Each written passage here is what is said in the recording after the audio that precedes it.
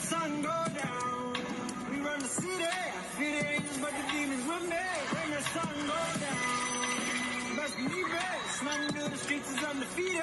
When the sun go down, ooh, it get wild, baby, wild, baby, wild, baby. Don't you ever try to move me.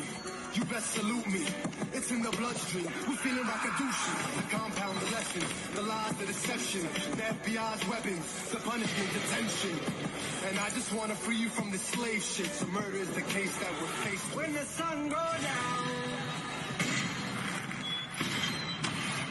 All right, Ruthless fans, here's another burning question that fans have been discussing ever since the first 3 episodes dropped last Thursday. Guys, if you have not done so already, I highly recommend getting BET Plus because this show is something else. Is the sheriff involved with the Rakudushis in any possible way? My first instinct would be to say no. Given the fact that they are anti-white, anti-government, kind of like how on the haves and the have-nots, the Malones don't seem to care for black people. It's one of those situations where we know the Malones have the police in their back pocket. Not to mention who knows what other kinds of authority within Savannah, Georgia, if not around the country or possibly the world. They have different places set up. I feel like in organizations like this, yes, they're very choosy who they interact with, but is their bigotry and racism getting in the way of, excuse me, clouding their judgment? Sorry, I hope my voice sounds okay on this. I just recorded 8 videos before this one, so my voice is kind of tired. So I'm not sick, voice is just tired.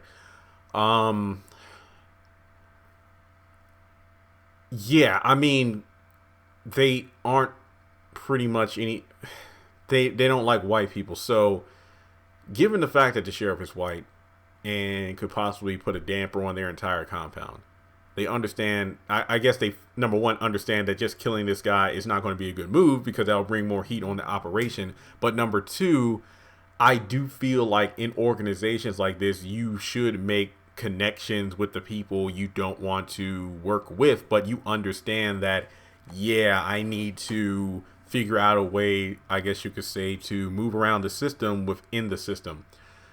Because of how casual the sheriff was. I mean, and I mentioned this in my episode review, hating to even bring up the concept of what's going on in the real world, not to mention color, but to have an older white couple who clearly had their vehicle stolen by a black individual and them not being punished is kind of like, wait, what? Then you have a compound with a bunch of black people in there, and it's like, why isn't the sheriff doing anything? And it's like, well, I need a warrant to go in there. And it's like, well, yeah, I mean, you look at the news over the past couple of years, it seems like police do whatever they want with people of color. But again, I don't want to go there. I'm just trying to relate this to real world, just saying. So to have the sheriff kind of be, I guess you could say, indifferent to what's going on, that raises a bunch of questions. Is there a deal that he struck with the organization? Do they have just such a strong cover-up story that the sheriff literally cannot do a damn thing about it?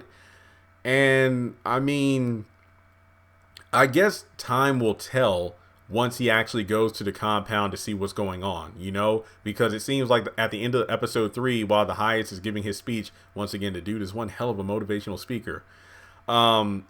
You see individuals in the compound kind of like stockpiling, like taking the drugs and weapons and putting them away so they can, I guess you could say, put on such a facade for the sheriff that there won't be a question of any future activities going on at the compound, which begs the question of when Brian goes undercover as a deputy and talks with the sheriff, how is that conversation going to go?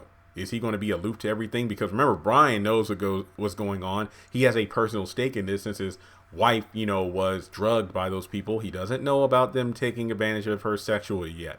So he's going to see what's going on. But then the sheriff is going to be like, no, these are fine, upstanding citizens. I'm not going to have some kind of ruffian come in here. But then again, Mac did say he contacted the sheriff, so he knows the FBI is going to be involved in this. But we'll just have to wait and see.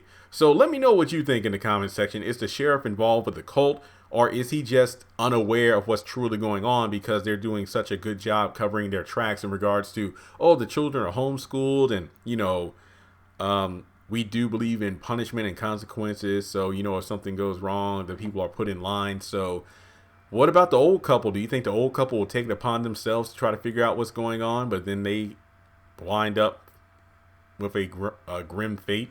Who knows? But here's what I do know. If you want to be a part of this channel, make sure you hit that subscribe button as well as hit the bell notification icon. That way you don't miss out on any new content. Also, thank you. We hit 112,000 subscribers yesterday. Incredible. And on top of that, follow me on social media. Links are in the description below. If you want to donate anything to the channel, make sure you do so via the Cash App or PayPal. Or if you would like to join Patreon for as little as $3 a month, I make content over there that I don't post on YouTube. So keep that in mind. And with that being said, I'm going to take me a little break because I just recorded almost 10 videos. So with a break in order, I will come back, edit, and post all these videos later tonight.